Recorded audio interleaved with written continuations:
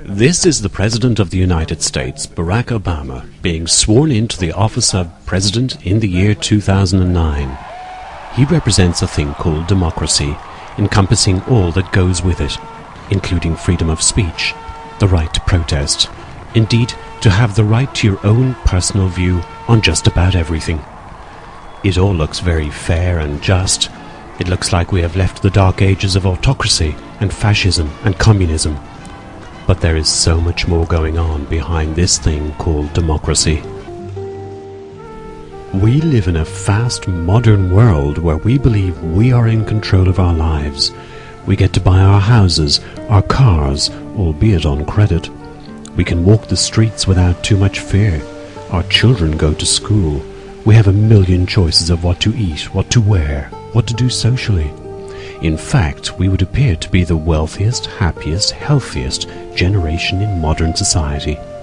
We get to vote for a new leader every 4 years, and we get to watch an amazing thing called television. For half a century, through this medium called television, we have been invited to buy nice things for ourselves, perhaps to keep ourselves happy, content, and in the control of others. America's the greatest land of all. On a highway or a road along a levee, performance is sweeter, nothing can beat her. Life is completer in a Chevy. So make a date today to see the USA. See it in your Chevrolet. The medium of television has been a warm and friendly conduit between the advertisers and their insatiable desire for our money and our desire to please ourselves. For 60 years it has encouraged us to spend and spend. Television has an enormous control over us being the masses. The book 1984 by George Orwell, which later became a film, portrayed a future where we would be dictated to by the state through the medium of television, where we would be instructed to do things like exercise in the morning and follow the demands of the government all through our regular day. In the year 2010, we have not seen such an electronic autocratic system. Or have we?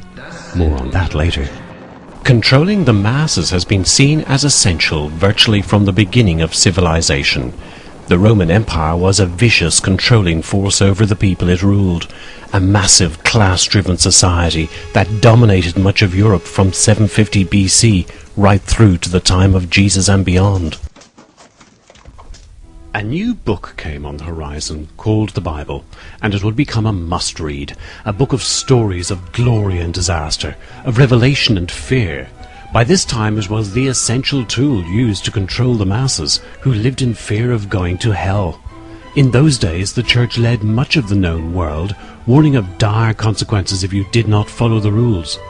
There was little of anything else to read, as publishing was limited and controlled by the states. For centuries, nothing much changed really by way of mass media until the birth of the printing press. In 1440, this man, a German inventor, Johannes Gutenberg, invented the printing press. This process was arduous, and the medium was still strictly in control of the powers that be, rather than the masses. One of the most important technological developments of the 20s was radio. The first radios were called crystal sets, and we listened to the first broadcasts through earphones. Thousands were sold, and we took them everywhere. Radio quickly became big business. By 1923, an 8-tube RCA with 5 dials and a speaker cost $275. GE sold 11 million sets that year. That Pat McGee, now listen to me. I heard you fellas brag about your music over here, and the girls you love so dear.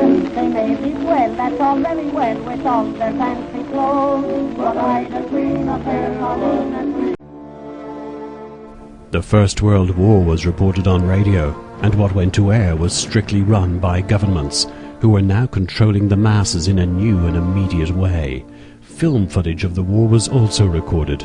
War became a way of life, and the medium of radio became a sinister tool to pass on propaganda, to give people a sense of security, to make sure they didn't have any ideas of their own, in fact, controlling the masses to keep them subdued, to keep them in fear, just like the Bible, just like the Roman Empire and all the other empires, and just like every government on just about every continent since civilization began.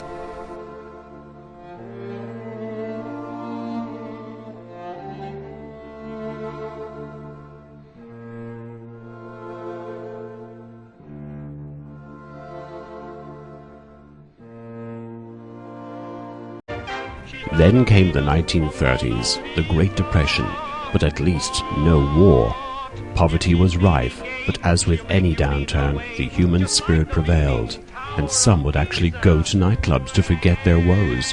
But before we, the masses, could get wind of ourselves, another world war loomed. We thought the Great War of 1914-18 was the war to end all wars, but we were wrong. Along came a tyrant, a genius of psychology, a mastermind, a hypnotist, a devious, disturbed megalomaniac who, more than any before him, wanted to control the masses. Hitler invaded Poland, and all hell, bloody as it was, broke loose. On the night of May 10th, 1933, an event unseen in Europe since the Middle Ages occurred as German students from universities once regarded as amongst the best in the world gathered in Berlin to burn books with un-German ideas. Propaganda Minister Josef Goebbels joined the students at the bonfire and declared, "The era of extreme Jewish intellectualism is now at an end. The future German man will not just be a man of books, but a man of character." By the early 20th century, it was clear that it was no longer the church controlling the masses, but the states, who used the media often in extreme ways. One thing was certain, though: the masses were being controlled by just a few global governing bodies. The individual was hammered with both obvious and subliminal messages through both the print and electronic media.